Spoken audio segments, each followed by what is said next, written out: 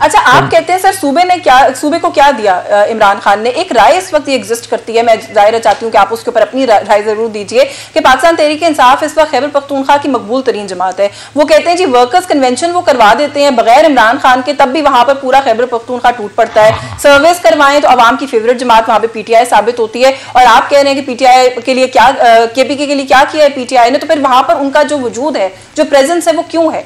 और आप तोड़ सकेंगे उस प्रेजेंस को? आपको किसने कहा कि सारा सूबा निकल आता है? 2-3 हजार लोग निकल आते हैं, तो क्या मतलब है यहाँ तूफान खड़ा हुआ?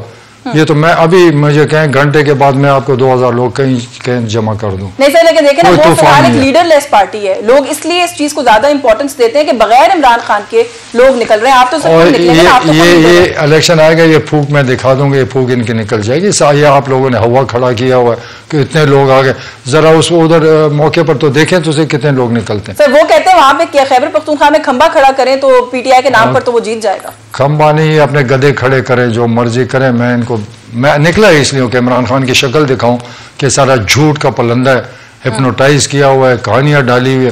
देखिए मैं अभी भी एक में कहा, इमरान खान हमेशा कहता था 3-4 पॉइंट से ज्यादा बात मत करो, रोज वही बात करो, लोगों के दिमाग में हैमर करो ताकि झूठ भी सच हो जाए। यही हुआ। हमारे लोगों को, मेरे जैसे लोग को बेवकूफ़ बनाया। मैं समझा कि नया पाकिस्तान बन रहा है, खुशहाली आ रही है। उसके जो झूठी कहानियां मैंने देखी, कैबिनेट में फैसले देखे, उसमें वो विजन ही नहीं है कि इस मुल्क के लिए करना क्या है। बस ब्यूरोक्रेसी पर ट्रस्ट करता है। ब्यूरोक्रेसी ने तो वही करना जो कानून है। या कोई नए लोग जिसके पास पैसा है वो आते हैं, पैसे वाले को इज्जत करता है। ये अपने PTI वालों से कभी पूछा तो मैं इमरान खान ने क्या इज्जत दी? उसको तो नफरत है इलेक्टेड लोगों से। मैं साबित कर सकता हूँ, मेरे सामने का कि हैसियत मेरे ये कौन लोग होते।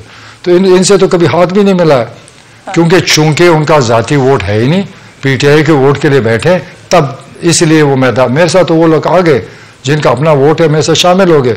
60% जो इलेक्टेड लोग थे सूबे में, मैंने शामिल कराए PTI में। कोई इस तरह PTI नहीं बढ़ी।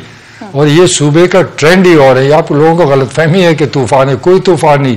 आप सारे जितने निकले जरा हिसाब करें, 2000-1500 से ज्यादा लोग कोई नहीं। अब 1500 एक जिले में, आपको पता है कितना वोट होता है? जहाँ 1-2 कौमी असम्बली की सीटें होती है, वहां पर जनाब सिर्फ वोट 9 लाख होता है। जहाँ बड़े जिले वहां पर 20-20 लाख वोट होता है। और अगर आप उसके लोगों के हिसाब करें तो हर जिले में 25-30 लाख लोग हैं। उसमें 1500-2000 जमा करना तो कुछ भी नहीं है। ये निकाले ना, मैं तब मानूंगा कि जिले में निकले और 15-20 हजार लोग जमा करके। खट्टिक साहब, लेकिन ये जो अभी आप बात कर रहे हैं ना, इमरान खान साहब की हुकूमत जाने के बाद जो खुद उन्होंने स्टेटमेंट्स दिए और कुछ 1-2 बयानात आपने भी दिए, उससे ऐसा लगता है कि इमरान खान साहब तो मजलूम थे, उनके तो हाथ में कुछ नहीं था। उन्होंने कहा जी कि मुझे तो जनरल बाजवा का नाम लिया कि वो कुछ नहीं करने देते थे। आपने कहा कि वज़ीर आज़म इमरान खान थोड़ी था, वज़ीर आज़म तो आजम खान था। फिर सारी चीज के लिए कसूरवार इमरान खान कैसे हो गए? इमरान खान मजलूम कैसे था? जुल्म तो वो करता था। मेरे सामने ये आर्मी चीफ को कहता है इसको गिरफ्तार करो, इसको गिरफ्तार करो। महीनों ये चल। किसको गिरफ्तार करो? मैं नाम तो नहीं लेता, जो गिरफ्तार हुए वो इसके कहने पर गिरफ्तार हुए। एंड में जनरल बाजवा मेरे सामने खड़े हैंड्स अप किया कि मैं बस नहीं कर सकता। ये कहता है कि इसको भी रगड़ो, इसको भी रगड़ो, इन सबको खत्म करो और मैं आ जाऊं। वो एक डिक्टेटर है और उनको इस्तेमाल करता था। एंड में चीफ जो है हैंड्स अप कर गया कि बस मैं नहीं कर सकता हूँ। ये तो हर एक को कहता है भाई इन सबको खत्म कर दो और बस मैं रह जाऊं। तो वो तो डिक्टेटर है यार।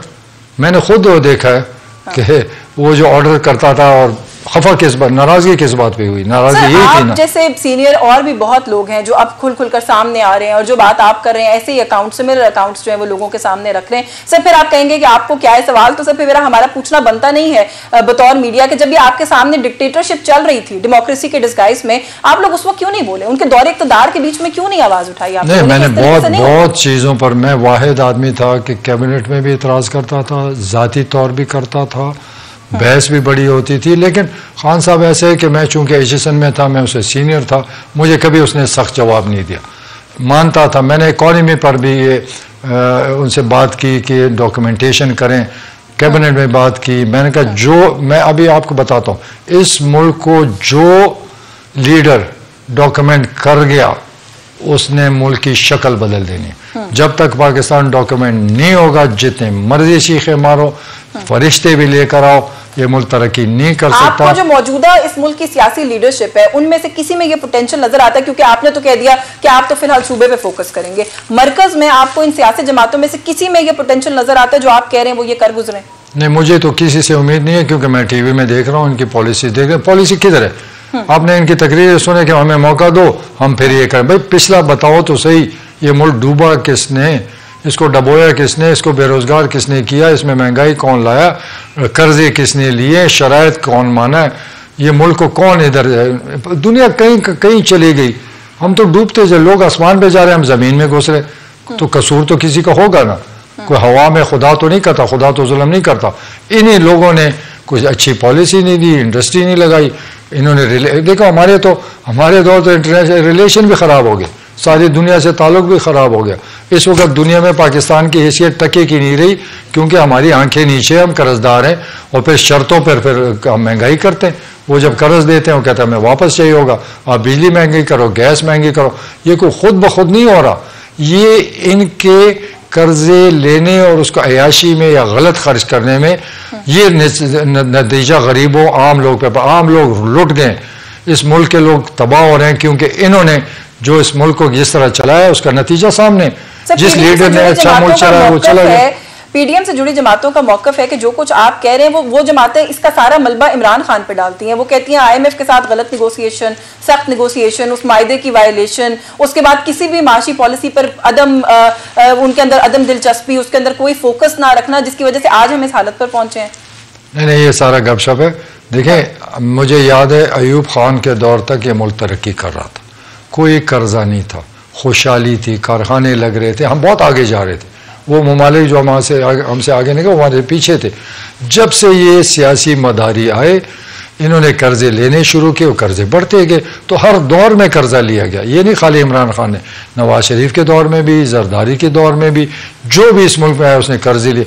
किसी ने कोई कर्जे कम किए, किसी ने कर्जा उतारा, किसी ने कोई अच्छी पॉलिसी बनाई, इंडस्ट्री के लिए कोई अच्छी पॉलिसी दी कि एक्सपोर्ट बढ़ जाए, डॉलर बढ़े, टैक्सेशन का अच्छा निज़ाम बन जाए। ताकि देखें, सिंपल है, आप इस मुल्क में सही सिस्टम लाएं टैक्सेशन का, पाकिस्तानी रुपया आएगा, फिर आप एक्सपोर्ट में ड्यूटी ख़त्म करें, इंपोर्ट पे ड्यूटी ख़त्म करें, ताकि डॉलर आए और इंडस्ट्री चले। तो जब तक आपके पास पाकिस्तानी पैसा अगर होगा, जो जाली नहीं, जो जाली प्रिंटिंग, जो पाकिस्तानी पैसे को बढ़ाएंगे, फिर आप जो ड्यूटीज़ है उसको ख़त्म कर दें, आपके एक्सपोर्ट बढ़ेंगे, आप इंपोर्ट पर ड्यूटीज़ कम करें, आपकी इंडस्ट्री चलेगी, तो मुकाबले में पाकिस्तान आएगा। अगर ये बैलेंस नहीं हुआ, ये याद रखना, मैंने बहुत सोचा, इस पर बहुत डिस्कशन हुई, ये जब तक पाकिस्तान में ये बैलेंस ठीक नहीं होगा, जो मर्जी फरिश्ता लाओ ना, हम डूबते जा रहे हैं, डूबते जाएंगे। सर, असद उमर साहब को खैर लेकर आए थे इमरान खान साहब, बड़ा उनको मार्केट भी उन्होंने किया कि वो इस मुल्क के सबसे बेहतरीन माशी विजर्ड है, लेकिन हुआ उनसे भी कुछ नहीं। अनफॉर्चुनेटली हम लोगों को लाते हैं, मार्केट करते हैं, लेकिन बस की बात किसी की भी नहीं होती।